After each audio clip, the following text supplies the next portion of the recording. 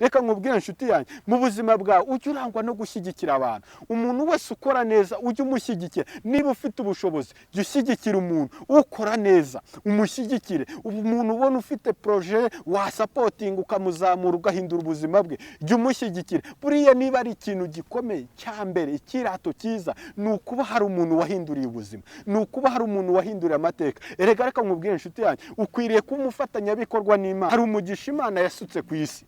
Uyu mugisha Imana yasutse ku isi abantu bose barawemerewe. Ushakishije, uhatanye wese awugeraho. Ariko n'umugisha akenshi utarimo ubugingo uzasanga abantu benshi batunze, ariko ibyo batunze barambuye abantu. Usange abandi bafite amafaranga ariko hari ibitambo batanze.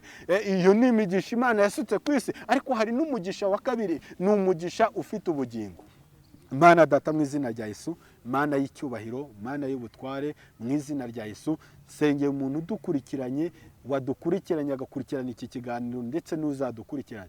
Ndamusabira umugisha, ndamusabira kugirirwa neza nawe, ndamusabira guhindurirwa amateka mu izina rya Yesu. Acyumva rino jambo nawe Mwami atangire kubona imbaraga zitangire kugwira mu buzima bwe, ibicaniro byose bisenyuke mu izina rya Yesu.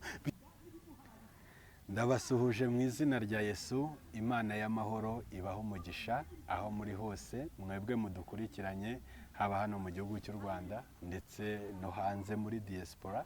Imana ya Isiraheli ibaho umugisha. Imana ibagirire neza kubwo gukomeza kubana natwe, kubwo gukomeza kudukurikirana. Rero umugisha w'Imana ujye ukomeza kubana namwe, kandi ndabizi afite ubuhamya bwa benshi batandukanye bagenda batubwira yuko hari uburyo bamaze kugenda bahezagirwa kubera inyigisho tunyuza hano. Rero nawe udukurikiranye kuri uyu munsi, utari usanzwe udukurikirana, turagusaba gukora subscribe kugira ngo ujye ubona ibiganiro byacu. Turagusaba gukora share kugira ngo udufashe kwamamaza ubutumwa bwiza, ndetse no gukora like ndetse na comment zawe. Ushobora kugira icyo utubwira, kutwunganira mu buryo butandukanye. Rero Imana y'amahoro ikomeze kubareba neza, Imana ya Isiraheli ikomeze kubaho umugisha, mukomeze kugubwa neza. Iyi ni Yesu ni Byose TV. Haniho tuba turi tubagezaho ubutumwa bwiza, kandi tubonye yuko hari umugisha w'Imana tumaze kwakira. Rero Imana ibaho umugisha. Jewe ni Pastor Bernard, nk'uko dusanzwe tubana. Imana y'amahoro ibaho umugisha. Reka dusome ijambo ry'Imana ry'uyu munsi tugiye kuganiraho. Ni ijambo tubona mu gitabo cy'Abacamanza ibice 7 umurongo wa 2.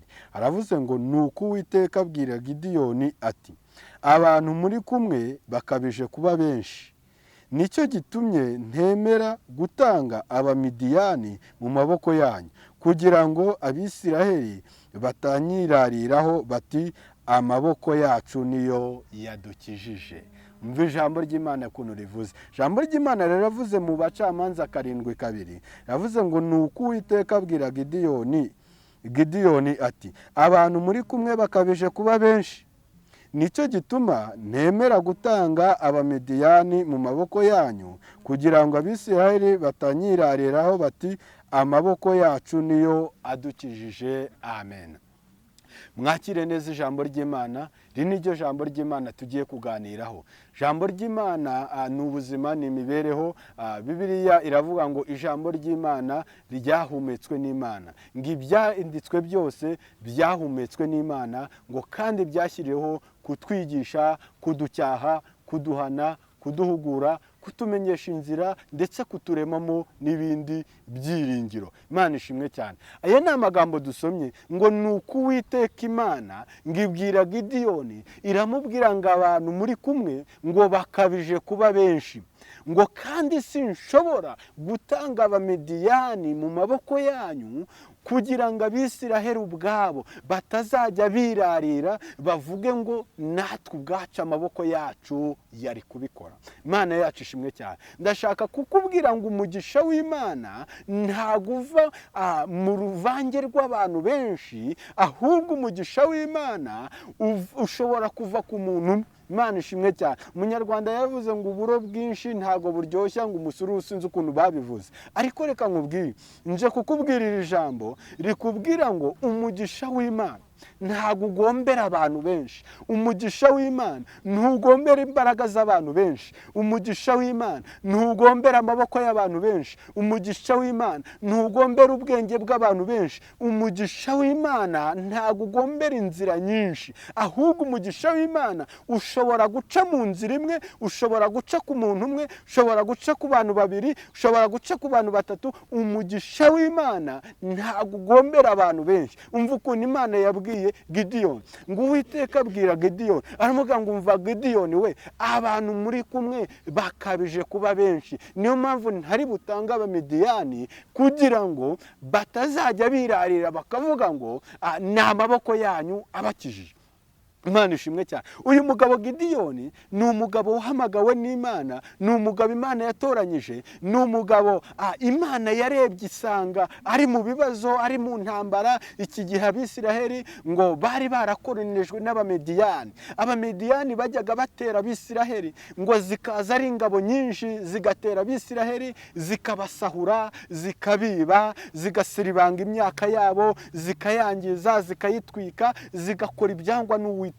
Hari igihe Satani ahagurutsa ingabo, agahagurutsa Abamidiyani ku buzima bwawe, bakaza bakaguteza ibihombo, bakaza bakagusenyera urugo, bakaza bakanyaga amahoro mu rugo rwawe, bakaza ku ishuri ntibigende, ubwenge bukabura, ukiga bikanga. Hari igihe Satani ahagurutsa ingabo, agahagurutsa Abamidiyani, Abamidiyani bakaza bakangiza ubuzima bwawe, bakangiza vision yawe, bakangiza kariyeri yawe, bakangiza icyerekezo cyawe. Ugasanga wari umusore, wari umukobwa, Abamidiyani baraje barakwangije, hari ibitero bikujeho bikangiza ubuzima bwawe, ejo ukidoroga, ugatangira kujya mu biyobyabwenge, abandi bakiyahura. Izo ni ingabo Satani ajya ahagurutsa kugira ngo zihinyuze icyo uzaba cyo, zihinyuze umugambi w'Imana ku buzima bwawe. Ariko reka nkubwire, ingabo zose z'abadayimoni ibyahagurukiye kukurwanya byose, iki ni igihe cyo gutsindwa mu izina rya Yesu. Hejuru y'imbaraga zikurwanya hari imbaraga z'Imana. Hejuru y'imbaraga zirwanya icyerekezo cyawe, zirwanya iterambere ryawe, zirwanya ubuzima bwawe, hari izindi mbaraga z'Imana zikura igisubizo mu bibazo waba urimo byose.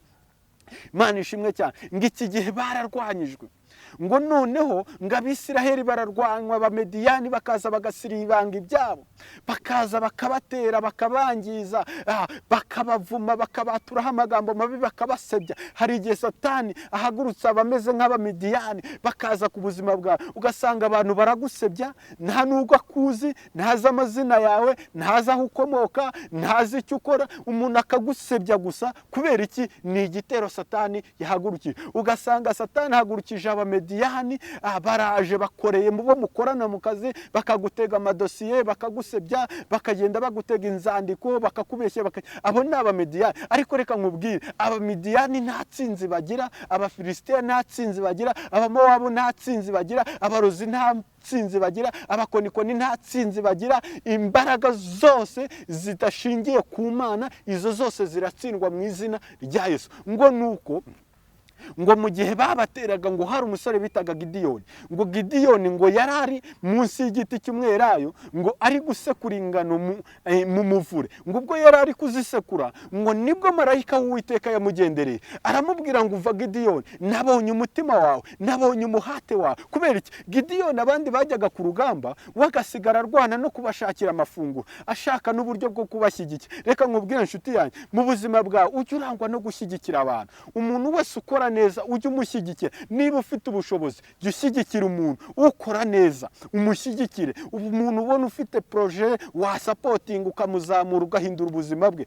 jya umushyigikira. Buriya niba ari ikintu gikomeye cya mbere, ikirato cyiza, ni ukuba hari umuntu wahinduriye ubuzima, ni ukuba hari umuntu wahinduriye amateka. Erega reka nkubwire inshuti yanjye, ukwiriye kuba umufatanyabikorwa n'Imana. Ukwiriye kuba umufatanyabikorwa n'Imana ni iki? Ni ukuba Imana yarabwiye umuntu ko Imana izamugaburira, wowe ukamugaburira. Ubu ubaye umufatanyabikorwa n'Imana. Ntushobora gukena, ntushobora kubura ibyo kurya. Kubera iki? Uri umufatanyabikorwa n'Imana. Niba Imana yabwiye umuntu ngo nzamwambika, wowe ukaba ufite imyambaro, iga kumwambika. Bumufatanyabikorwa n'Imana. Niba umuntu akora neza, shyigikira uwo muntu. Niba umuntu akora umurimo w'Imana, mushyigikire. Niba hari umuririmbyi ubona uririmba akora umurimo neza w'Imana, ariko atagira imyambaro, atagira icyo kurya, mushyigikire. Imana yacu ishimwe cyane. Ngo hari igihe Imana igire bikabona umuntu afite umutima w'imbabazi, afite umutima w'impuhwe, afite umutima ugira neza, afite umutima wo gufasha. Ahubwo ikibazo tujya tugira nuko umuntu ufite ibyo gufashisha abandi usanga nta mutima ufasha agira, ariko ugasanga umuntu utagira ibyo gufashisha abandi afite umutima ufasha. Ariko byahinduka, birashoboka ko Imana yaguha umugisha, Imana yahindura ubuzima bwawe, yahindura amateka yawe, nawe ukiga kuba umufatanyabikorwa n'Imana, ukiga gushyigikira abantu, ukiga gufasha abantu. Witurana n'umuntu ngo aburare wowe umena ibiryo, hoya mushyigikire.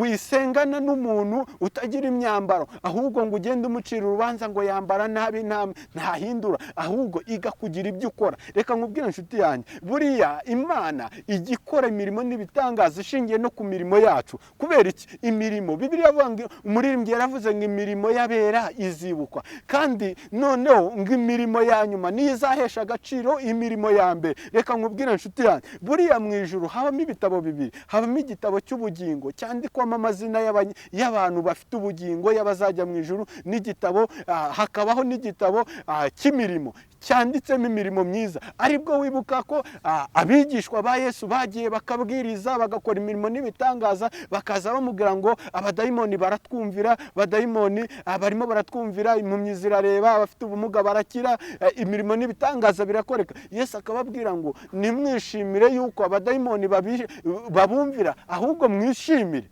yuko amazina yanyu yanditswe mu gitabo cy'ubugingo. Rero hari ibitabo bibiri, icy'ubugingo n'icy'imirimo. Iki cy'ubugingo nicyo twandikwamo twakiriye Yesu Kristo nk'umwami n'umukiza, tuvuye muri Egiputa, tuvuye mu byaha, twihannye, tuvutse ubwa kabiri, tubaye ibyaremwe bishya. Iki gitabo nicyo twandikwamo, aricyo gitabo cy'amazina y'ubugingo, ndetse aricyo gitabo ngo Imana izahamagara amazina y'abera, igahamagara amazina y'abafite ubugingo, bakazamukwa bakamurikirwa Imana Data. Ngo nicyo gitabo cy'imirimo, ya mirimo igenda yandikwa. Rero inshuti yanjye, ndagira ngo nkubwire ngo wicibwe intege n'abo wagiriye neza bakugirira nabi, ahubwo biba, iga kubiba. Mubwiriza yaranditse mu gitabo cy'umubwiriza ibice 11, aravuga ngo nyanyagiza imbuto yawe ku mazi, izagera ahantu, aho hantu izagera ngo ndetse ngo hari igihe uzahura nayo. Ushobora kugira umuntu neza ntakwitura neza, ariko ukazayigirirwa n'undi, cyangwa se iyo neza ikazasarurwa n'abagukomokaho. Imana ishimwe cyane. Kubera iki? Imana ntago yandika imyambaro wambaye, ahubwo Imana mu gitabo cy'imirimo yandika imyambaro wambitse abantu. Ntago Imana yandika ibyo kurya wariye mu gitabo cy'imirimo, ahubwo yandika ibyo kurya wagaburiye abantu. Imana ntago ishishikajwe nuko unywa neza, ahubwo ishishikajwe nuko hari abo uha ibyo kunywa, hari abo uha ibyo kurya, hari abo ubeshejeho neza. Hari igihe abantu avuga ngo jyewe mbayeho neza, Imana ineshejwe nuko mbayeho neza. Ibyo ni byiza kuri wowe, ariko icyambere kinejeje Imana ntago ari uko ubayeho neza, ni byiza, ariko ikinejeje nuko hari abo ubeshejeho neza. Iyo ubeshejeho abantu neza, umugisha w'Imana uhora ku buzima bwawe. Niyo mpamvu Gideyoni Imana yaramurebye, imubonamo uwundi mutima, umutima wo gukunda bene se, umutima wo gufasha, umutima wo gushyigikira, umutima wo guha abana amafunguro.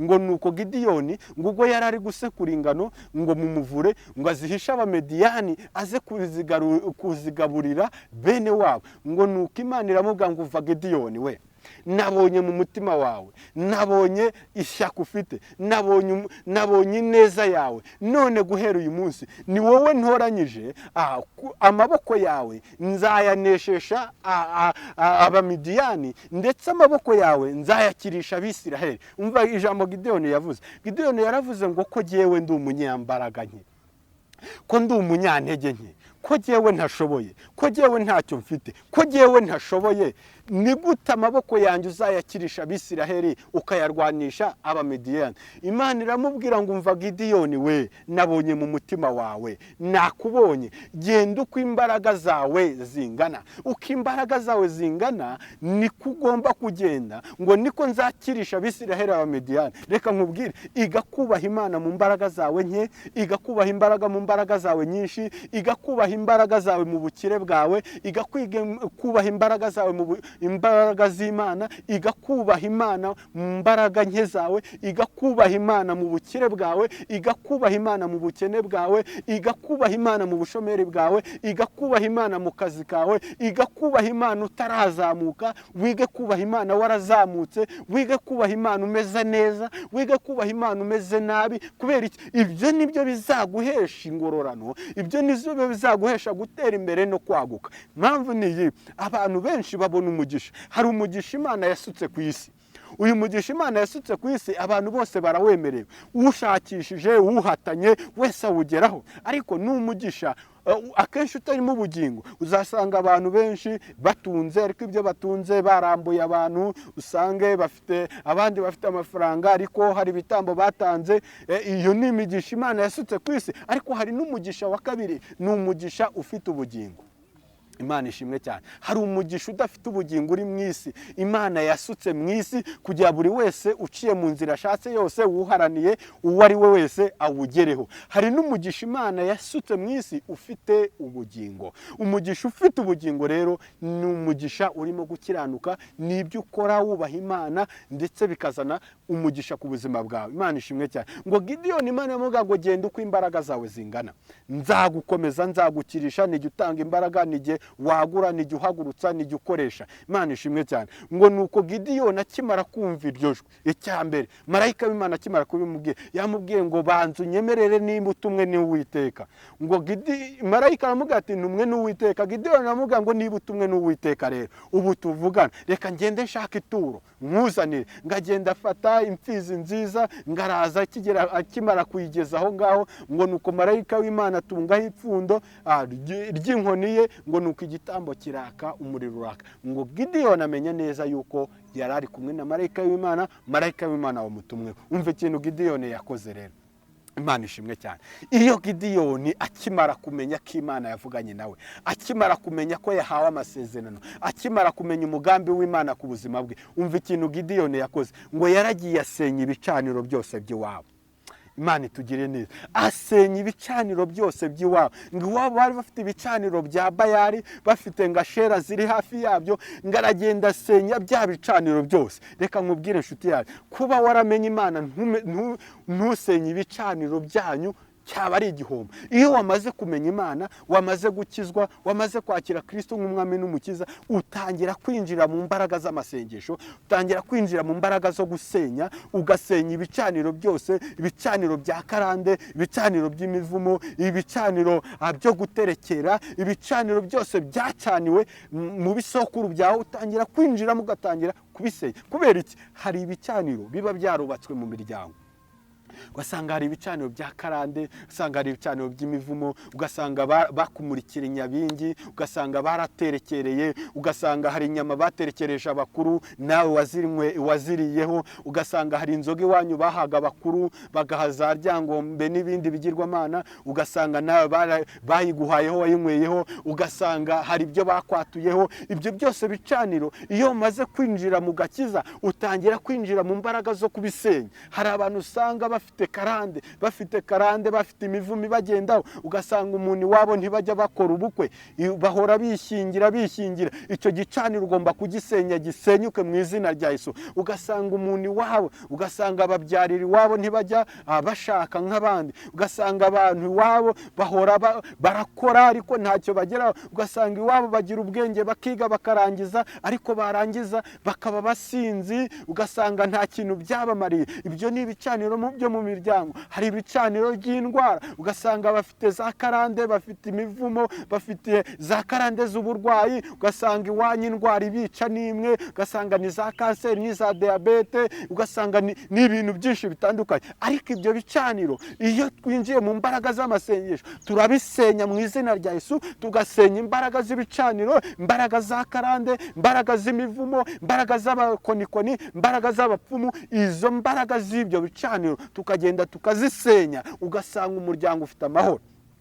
hari n'abantu bubaka ingo ntibaziramemo, ugasanga wubatse urugo ariko nturuhagamyemo, mu kanya gato ruvuyemo rurasenyutse. hari n'abafite imivumo karande zo gushaka abagore benshi, abagabo benshi, ugasanga umwe murabanye mumaranye ukwezi, uwo nguwo waciyeho haje undi, gutyo ugasanga iyo ni imivumo yo mu miryango, ni ibicaniro bagiye bubaka, hari ibyo bagiye baterekera, hari ibyo bagiye bakwaturaho. ibyo rero iyo wamenye Imana, iyo wamaze kwakira Kristo nk'umwami n'umukiza, winjira mu ntambara y'amasengesho, winjira mu mbaraga z'amasengesho zo gusenya bya bicaniro. ngo nuko Gideyoni asenya bya bicaniro byose, ngo abaturanyi barabimenya ko ibicaniro bya Bayali byasenye. ngo Shera yari ku ruhande arayitema, byose akubita hasi arasenya. kubera iki? yumvise ijwi ry'Imana. ngo nuko abaturanyi bose bagira agahinda, famiye igira ikibazo, ngo iravuga ngo ninde wacokoje Imana zacu, ninde watemye Imana yacu, ninde wahitse Imana yacu, ninde wasenye igicaniro cyacu. kubera iki? Gideyoni yaragiye asenya ibicaniro byose, atemagura Shera, izo mana zabo arazitemagura, arabisenya byose. ngarangije ngo yubaka igicaniro cy'Imana, yubaka igicaniro cy'amasengesho, yubaka igicaniro cyo kwizera, yubaka igicaniro cy'imbaraga, yubaka igicaniro cyo kwihana, yubaka igicaniro cyo kuva mu byaha, yubaka igicaniro cyo kureka ingeso mbi. ngo yubaka ikindi gicaniro cy'Imana ya Isiraheli. ngo nuko abaturanyi n'abavandimwe baravuga ngo nta wundi wasenye ibi, nta wundi wakoze ibi, n'uwo bita Gideyoni. none mumuzane mumwice. ngo bahamagara se, baramuga ngo umuhungu wawe senye ibicaniro, atema Shere, byose arabyangiza. ngo none icyo tugomba gukora ni ukumwica. umva ijambo se wa Gideyoni yaravuze. se wa Gideyoni yaravuze ngo uyu muntu niba ari Imana yasenye koko, iyo Mana yasenyeye ibyo bicaniro byasenyutse, iyo Mana yatemaguye, iyo Mana yasendaje, iyo niba ari Imana nyamana, nayo nize yivugire, nayo nize yikorere bigaragare. ngo nuko ya Mana ntiyivuga. biravuga ngo bifite amaso ntibireba, bifite amatwi ntibyumva, bifite amaboko ntibikora, bifite akanwa ntibivuga, bifite amaguru ntibigenda. ni ibigirwa mana, ntago ari Imana. nibyo baterekereye, nibyo babanjijweho, nibyo bagize gute. ngo nuko Gideyoni se aravuga ngo ntihagire ukora ku mwana wanjye, niba ari Imana izivugira. iyo Mana na n'ubu ntiravuga. Imana ishimwe cyane. ngo Gideyoni ngahindurirwa izina, ngatangira kugira izindi mbaraga, abantu batangira kumwemera, abantu batangira kumushyigikira. kubera iki? yasenye ibicaniro byose, asana igicaniro cy'Imana. ngo nuko Imana ihita ibwira Gideyoni ngo ni wowe ngiye kuneshesha Abamidiyani. kubera iki? hari ibicaniro yasenye. kubera iki? hari igicaniro cy'Imana yubatse. ngo nuko ngo Gideyoni Imana yamubwira ngo noneho Abamidiyani bari barabakoronije, bari barabakandamije, guhera uyu munsi ugiye kubanesha, inkota yawe ugiye kubanesha. ngo nuko Gideyoni ngatangira kujya mu ngando z'Abamidiyani. ngo Abamidiyani ngo barangije ngo barota babaguwe nabi, ngo baguwe mateka. ngo umwe aravuga ngo uwo nta wundi ni Gideyoni, ni inkota ya Gideyoni. ngo nuko Imana yamubwira ngo reba abagabo, ngo mugende mutere b'Abamidiyani babarwanyaga, ngo noneho murabanesha. ngo nuko Gideyoni atoranya abagabo benshi cyane. ngo noneho ngo bageze mu nzira, Imana ibwira Gideyoni iti Gideyoni we, abantu muri kumwe watoranyije abantu benshi, abantu muri kumwe bakabije kuba benshi. niryo jambo twasomye ryatubwiye ngo nuko Uwiteka abwira Gideyoni ngo abantu muri kumwe bakabije kuba benshi. ngo nuko Gideyoni arabagabanya, amaze kubagabanya nanone Imana yamuga ngo bakabije kuba benshi. Gideyoni nanone arabagabanya, Imana yamuga ngo bakabije kuba benshi. Gideyoni arabagabanya, Imana yamuga ngo noneho ngiye kubigabanyiriza. Iravuga ngo bazane ku kagezi, numara kubazana ku kagezi jyewe ubwanjye ngiye kubigabanyiriza. reka nkubwire inshuti yanjye, umugisha w'Imana ushobora guca ku muntu umwe, ntabwo ari ngombwa abantu benshi. Imana iyo igiye gukora si ngombwa ngo ihuruze isi yose, si ngombwa ngo itore abagabo. hoya Imana ikora nk'Imana, ivuga nk'Imana, isohoza nk'Imana. birashoboka ko nawe ufite abantu benshi bakabije kuba benshi, badafite icyo bamaze ku buzima bwawe.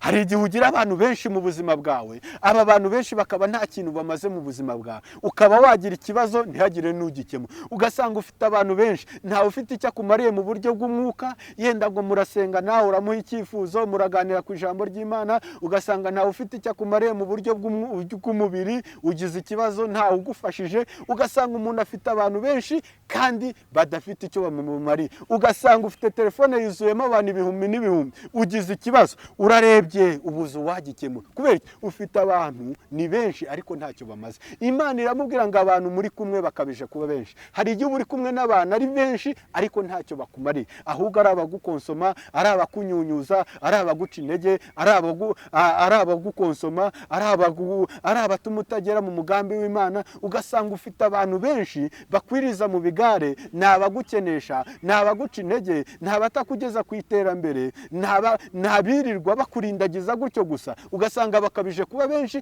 kandi nta terambere ry'umwuka bakugezaho, nta terambere ry'umubiri bakugezaho. Imana ikavuga ngo bakabije kuba benshi. Imana yamubwira ngo abantu muri kumwe bakabije kuba benshi, ngiye kubagerageza nsigaze abafite umumaro. Imana iguha abantu b'umumaro mu izina rya Yesu. Imana iguhuze n'abagufitiye umumaro. Imana iguhuze n'abantu b'umugisha. Imana iguhuze n'abakugira umumaro, haba mu buryo bw'umwuka haba mu buryo bw'umubiri. Abantu babiri ukeneye abantu babiri gusa. Ukeneye abantu bashobora, umuntu wakugira umumaro mu buryo bw'umwuka, umuntu wakugira umumaro mu buryo bw'umubiri. Si ngombwa abantu benshi, si ngombwa abantu bakabije kuba benshi, ahubwo abantu babiri. Iyo mvuga abantu babiri, ndavuga abantu bakugira umumaro mu mwuka, abantu bakugira umumaro mu mubiri, abantu bashobora guhindura ubuzima bwawe, abantu bashobora kukubwira ngo aha hantu uramutse ugiye ukadepozayo wabona akazi, abantu bashobora kukubwira ngo gira gutya na gutya ubuzima buhinduke. Abo nibo ukeneye. Imana iguhuze nabo mu izina rya Yesu. Ngo nuko Imana irangije iravuga ngo bajyane ku kagezi. Ibagejeje ku kagezi, Imana irabigerageza. Avuga ngo abanywa amazi bakoresheje intoki ubashyire ku ruhande, abajabagiza nabo bashyire ku ruhande. Ngo nuko Imana irangije irabagerageza, ibageragereza ku kagezi, ikuramo abagabo nyabagabo bo guhamya, bafite imbaraga, bafite iyerekwa, basobanutse, bafite ishyaka ryo kurwanirira Imana, bafite ishyaka ry'umurimo w'Imana. Iramubwira ngo aba bagabo bari buhagararana nabo. Imana yo mu ijuru iguhuze n'abantu muhagararana nabo mumaro. Imana yo mu ijuru iguhuze n'abantu bahindura ubuzima bwawe. Imana yo mu ijuru iguhuze n'abantu b'umugisha. Hari igihe uhura n'abantu b'umugisha, ukaba uri umushomeri, ugahura n'umuntu w'umugisha akakubwira ati genda hari abaguha akazi, amateka agahinduka. Ukaba ufite dosiye wabuze wiruka, ugahura n'umugisha, n'umuntu w'umugisha akakubwira ati gira gutya na gutya. Uraho nawe uradukurikiranye, ahari nawe hari byinshi byari bikugoye kandi ufite abantu benshi, ariko Imana iguhuze n'abantu b'umugisha mu izina rya Yesu. Imana iguha umugisha. Iri ni ryo jambo twaganiraga kugira ngo Imana iguhuze n'abantu b'umugisha mu izina rya Yesu. Ibicaniro byose byari ku buzima bwawe, byakurwanyaga, byarwanyaga iterambere ryawe, byarwanyaga ubuzima bwawe, byarwanyaga imibereho yawe, ibyo bicaniro ndabisenye mu izina rya Yesu. Imana y'amahoro iguha umugisha wowe ukurikirana Yesu ni byose TV. Ni byiza kuba warakiriye Yesu Kristo nk'umwami n'umukiza. Imana ishimwe cyane, kuko umuririmbyi yararimbye ngo Yesu ni byose kumufite. Niba waramwakiriye, Imana ishimwe. Niba utarakira Yesu Kristo nk'umwami n'umukiza, iki ni igihe cyawe cyo kumwakira ngo akubere umwami n'umukiza, ahindure ubuzima bwawe, ahindure imibereho yawe, ndetse amazina yawe yandikurwe mu gitabo cyo kurimbuka, yandikwe mu gitabo cy'ubugingo. Imana iguha umugisha. Niba utarakora subscribe, turagusaba kuyikora, ugakanda aho hatukura, ukore like, ndetse ukore share. Iki kiganiro kigeze ku bantu batandukanye. Imana iraguha umugisha. Reka dusenge. Imana Data mu izina rya Yesu, Imana y'icyubahiro, Imana y'ubutware, mu izina rya Yesu, sengeye umuntu udukurikiranye, wadukurikiranye agakurikirana iki kiganiro, ndetse n'uzadukurikirana. Ndamusabira umugisha, ndamusabira kugirirwa neza nawe, ndamusabira guhindurirwa amateka mu izina rya Yesu. Acyumva rino jambo, nawe mwami atangire kubona imbaraga zitangire kugwira mu buzima bwe. Ibicaniro byose bisenyuke mu izina rya Yesu, byaba ibyo mu miryango yabo, byaba ibyo baterekereye, ibyo bicaniro bisenyuke. Imbaraga z'ibicaniro turazisenya mu izina rya Yesu. Turubaka igicaniro cya Kristo, igicaniro cyo kwizera, igicaniro cy'agakiza, igicaniro cy'umugisha mu izina rya Yesu. Bari barwaye bakire, bari babuze ibyiringiro babona ibyiringiro, abatari bafite icyerekezo babona icyerekezo. Uhaze kwifuza k'umutima wa buri wese wari udukurikiye. Ni mu izina rya Yesu tubisabye twizeye, amen.